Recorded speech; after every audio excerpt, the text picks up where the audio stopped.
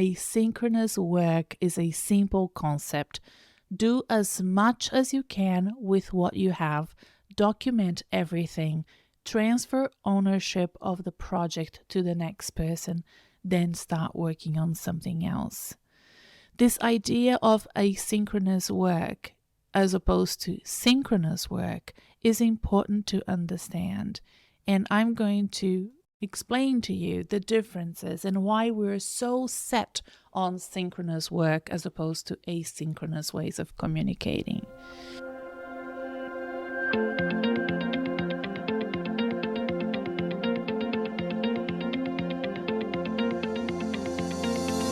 Hi, I'm Renata Bernardi, and this is the Job Hunting Podcast, where I interview experts and professionals and discuss issues that are important for job hunters and those who are working to advance their careers. So make sure that you subscribe and follow, and let's dive right in.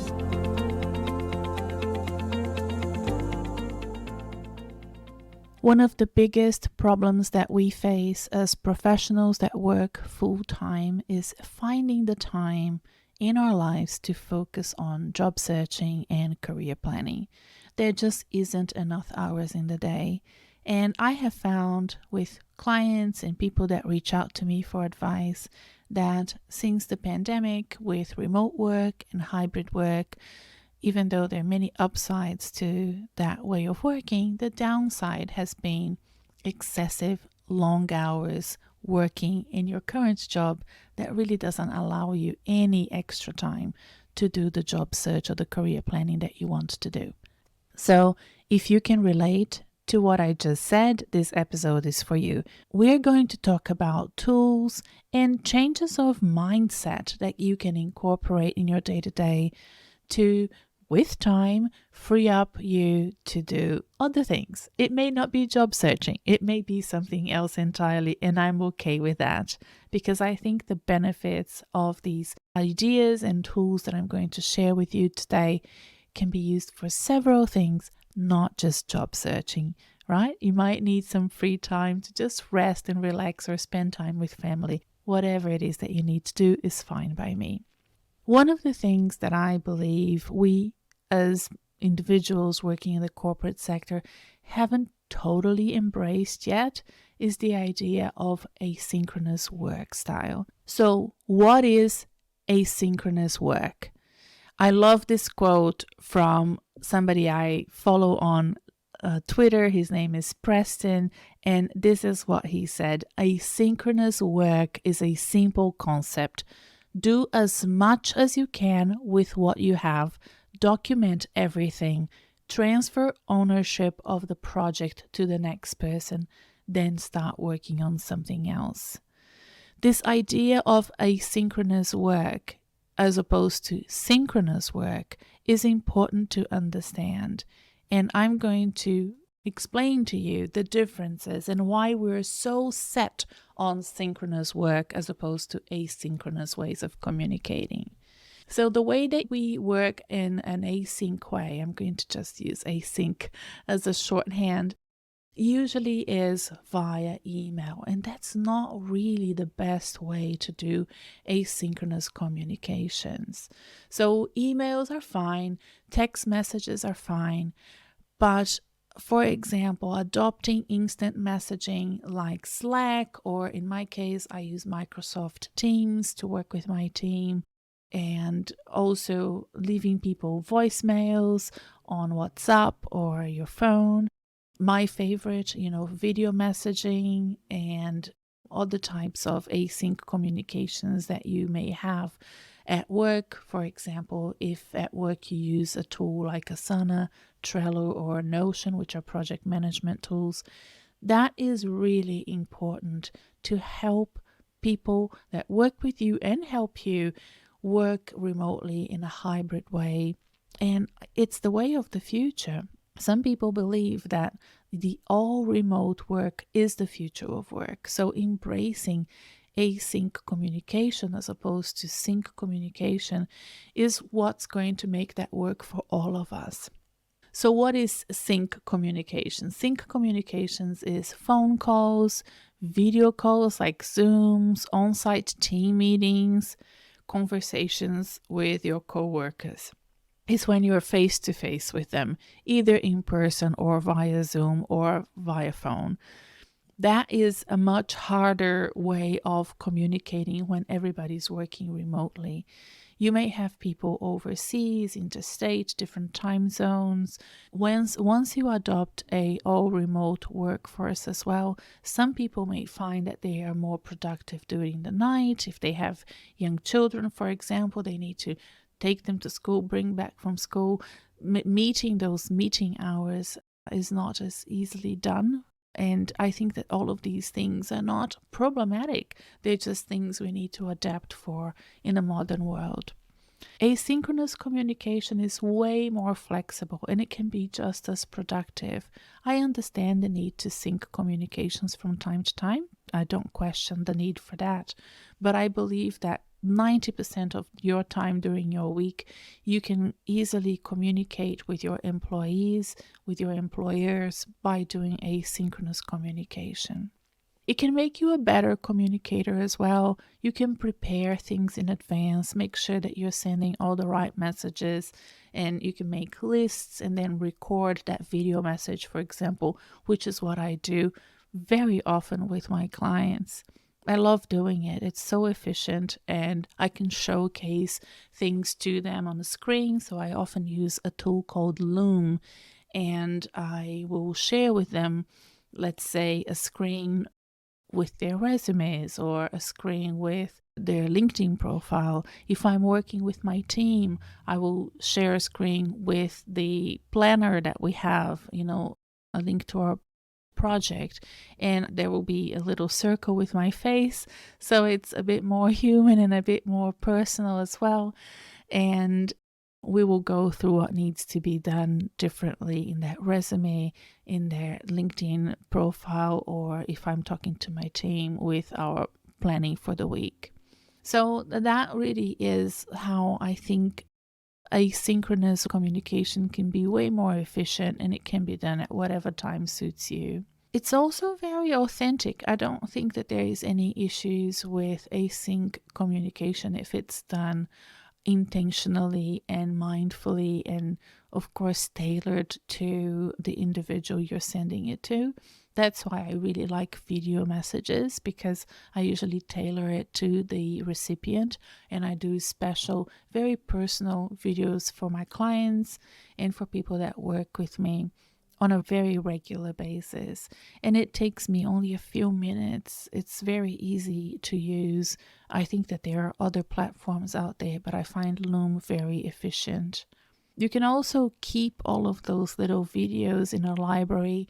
So if you're doing a how-to and showing people how to use something at work, you can just save that. So the next time you have to show that same thing again, you can send that video again and again. So you can have a little library of how-to videos, and it will be great for onboarding teams, onboarding staff members. Yeah, so I find that really beneficial and a time-saving exercise for me personally. So one of the other ways that I use async style of communicating with people is when I'm trying to book sync meetings. So I find booking meetings incredibly tedious. I find it really hard to do. It was the biggest problem that I had when I started working independently as a career coach. And I have very quickly adopted a calendar system. I use Calendly now, but there are other calendar systems out there that you can choose from. And I find that many people have an issue with that. So I wanted to address that. It is incredibly efficient. Okay, so any issues that we have with scheduling being a bit rude. I know that some people think it's rude to send a calendar link to ask somebody else to book their own time in your schedule. I think we need to just get over that, frankly. And of course, I think that there are ways of sending it, depending on who you're sending it to, that makes all the difference. So yes, there is a status quo balance that we need to keep in mind when we are sending our calendar link invitation to people. So, for example, I have several links in my Calendly for different individuals. If I'm sending a calendar link to a client to book a coaching session with me, I'm making it clear to them that if they can't find a time in my calendar, they should email me straight away or even call me straight away so that we can find a time together. These people are my clients. They have paid me to work with them. So if they have an emergency and they need to book a time with me, I don't want them to be constrained by the times that they see available on my Calendly. If there isn't a time there that suits them, that's totally okay. Just get in touch with me. So I understand the power balance there with my clients and their needs and how busy they are and how I need to support them no matter what. That's the same situation for my Calendly for one-on-one coaching sessions. I stated very clearly that if this is an emergency or you cannot find a time in my calendar, please email me so that we can find a time together. And what it does is it's, sort of filters, and it's a self-selecting process. If you're not in a hurry, you will definitely find time in my calendar. There will be plenty of opportunities for you to connect with me. But if there is an issue, if it's an emergency, and if you need to talk to me straight away, then reach out to me. But it saves me so much time. I'd say that about 80% of everyone can find a time in my calendar, and those that can't have real important reasons why they can't, and it's fine. Just reach out to me and we will find a time together. That's the same with my podcast guest link. So I have guests on my podcast that reach out to me from time to time, inviting themselves to speak, and I assess their fit with the podcast philosophy and what we stand for, and if they are a good fit, I send them a link to book a time for the interview. And I have specific instructions there as well. Please book 4 weeks from now to allow me enough time to understand what your business, or read your book, or whatever it is that they need to promote through the podcast. So I think it's important to explain that in the calendar invitation when you send it out. And you can certainly do that when you're sending out your emails with a calendar link. You can have templates that you copy paste in your email to explain why you have that calendar link, and if it's easier for them, please use it, or if not, just propose a couple of times that will suit them. And being flexible, especially if you're managing up, is really important, right? So I really believe that Calendly and other calendar scheduling systems are the way to go to organize our synchronous communications in the future. And we shouldn't feel constrained by it or feel like because somebody sent you a link, they're being rude. I know that some people think that. Even Calendly put out a very nice etiquette PDF file on how to write emails to include the calendar link in a way that doesn't really rub people off the wrong way. Knowing your audience and knowing who you're writing to and sending the link to is really important. But finding ways to facilitate those synchronous communications in a way that doesn't take 2, 3, 4 emails backwards and forwards trying to find a time is also really important.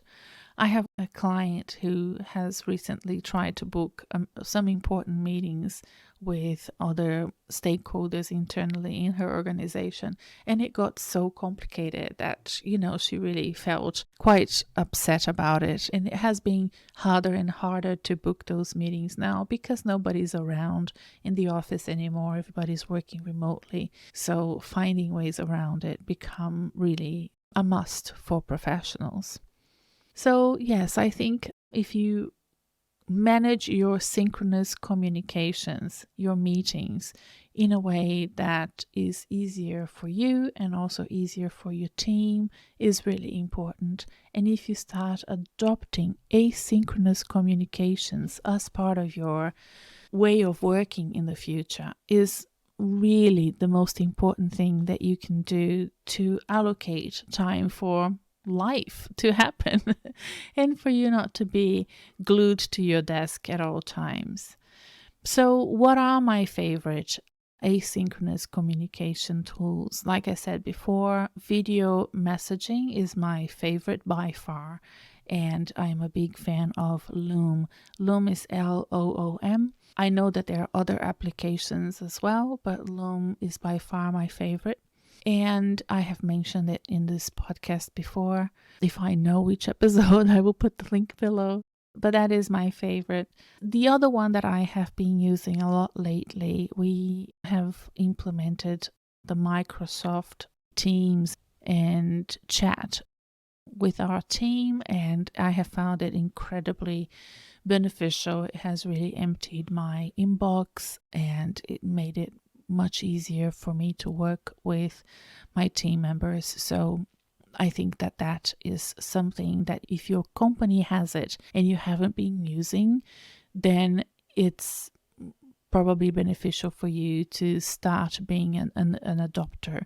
It could be Slack, it could be Teams. I find that most of my clients use Microsoft Teams, and I would strongly recommend that you log in first thing in the day, send everybody, welcome.